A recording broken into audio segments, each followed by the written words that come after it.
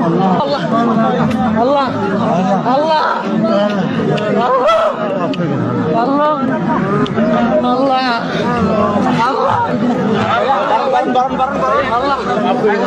Dulu zaman jahiliyah menyembah batu, sekarang orang Islam pun menyembah batu.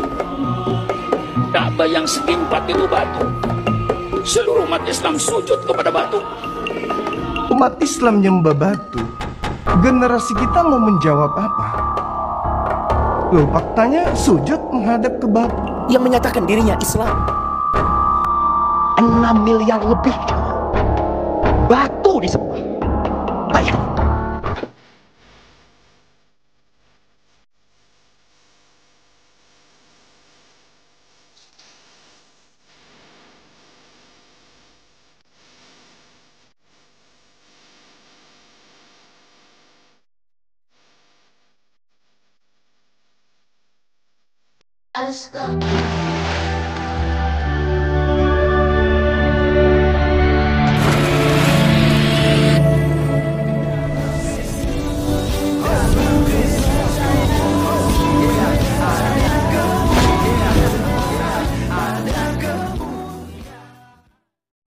Salam Alechem Bisem Yeshua HaMashiach. Salam damai sejahtera di dalam nama Tuhan Yesus Kristus untuk kita semua. Teman-teman sekalian, pada kesempatan kali ini seperti yang kalian dicuplikan tadi, bahwa ada umat Islam yang naik haji lalu mencium batu Hajar Aswad dengan berseru-seru bahwa Allah, Allah, Allah, Allah ya, dan Allahu Akbar. Pastinya tentunya mereka ini teman-teman sekalian melakukan itu karena itu salah satu syarat ya untuk memperoleh kesempurnaan ya di dalam agama mereka.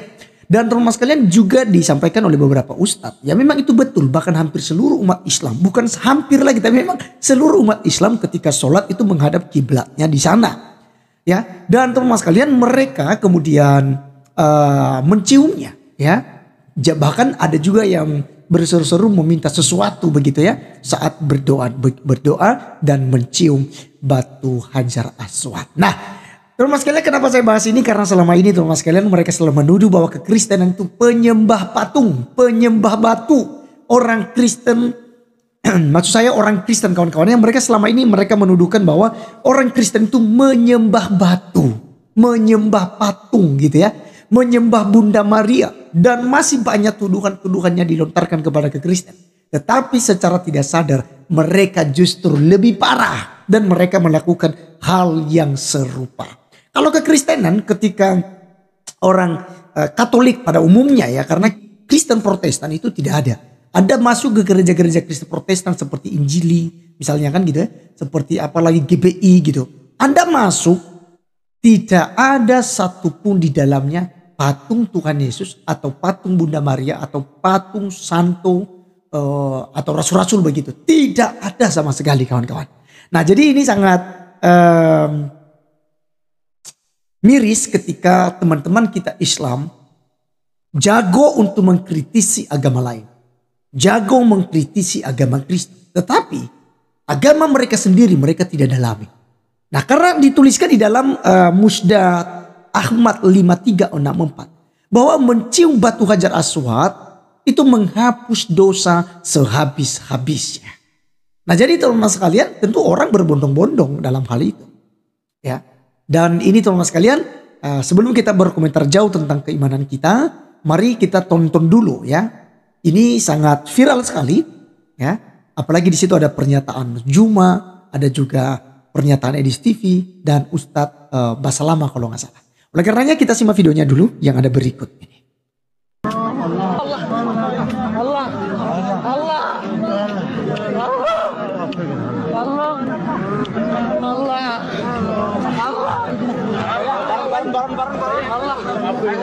Dulu zaman jahiliyah menyembah batu, sekarang orang Islam pun menyembah batu. Ka'bah yang setingkat itu batu. Seluruh umat Islam sujud kepada batu. Umat Islam nyembah batu. Generasi kita mau menjawab apa? Loh, faktanya sujud menghadap ke batu. Yang menyatakan dirinya Islam 6 miliar lebih batu disembah. Bayang. Apakah Allah beranak? Enggak. Apakah batu ini beranak? Tidak. Sama ya. Sama. Apakah Ya. Allah diperanakan? Tidak. Apakah batu ini diperanakan? Tidak. Sama. Kan datang nabung puluhan tahun, ngantri puluhan tahun, sampai sana cium-cium batu, percaya nanti dosa menghapus, batu menghapus dosa, betul? Hei, itu tuh kepercayaan kami. Itulah kebodohan. Bismillahirrahmanirrahim. Fulus, fulus, fulus, fulus, fulus, fulus, fulus, fulus, fulus, fulus, fulus, fulus, fulus, fulus, fulus, fulus, fulus, fulus, fulus.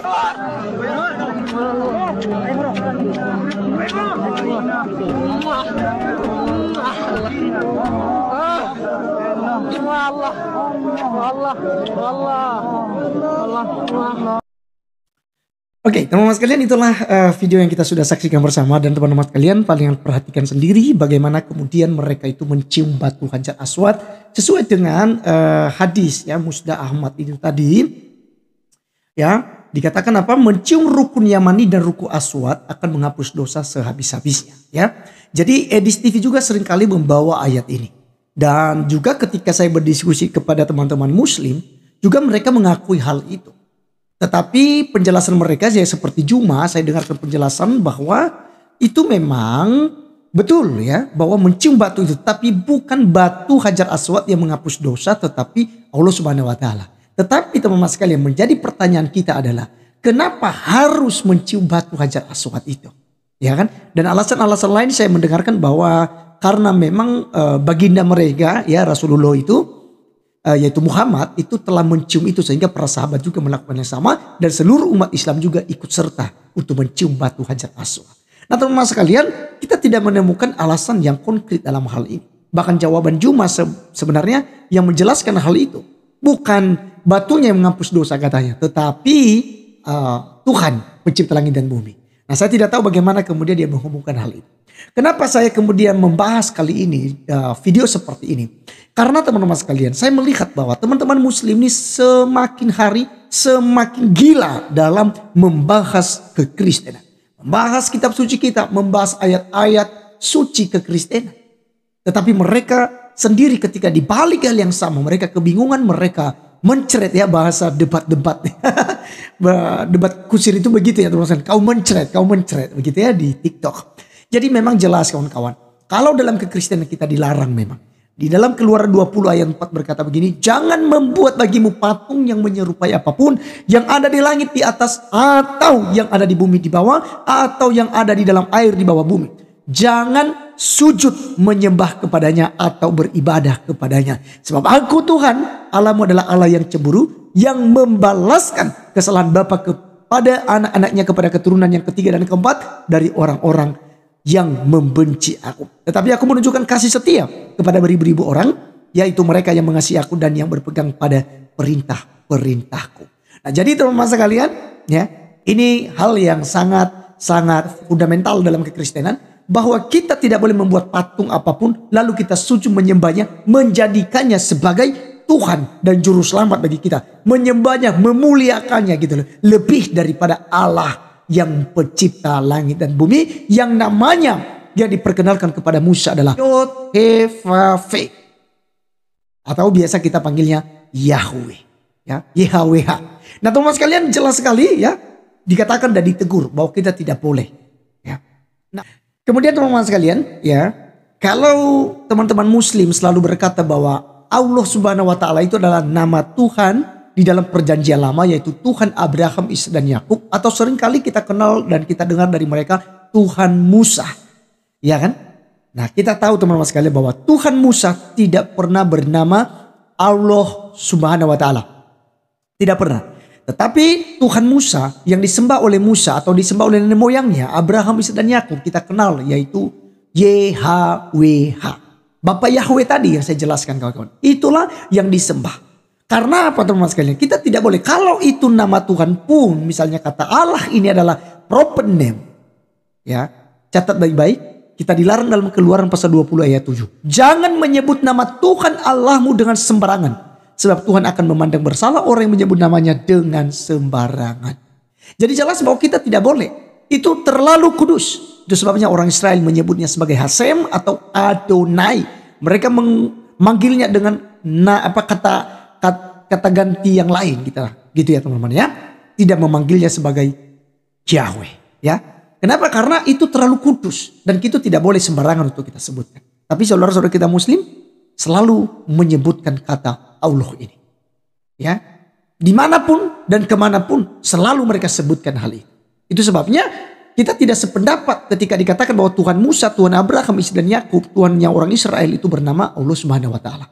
Kita tolak mentah-mentah karena itulah bukan nama daripada Tuhan pencipta langit dan bumi, tapi itu ya adalah Tuhan ya daripada orang-orang Islam.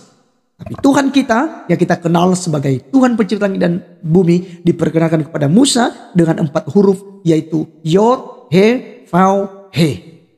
Atau lebih singkatnya Yahweh. Sekian teman-teman sekalian penjelasan kita kali ini.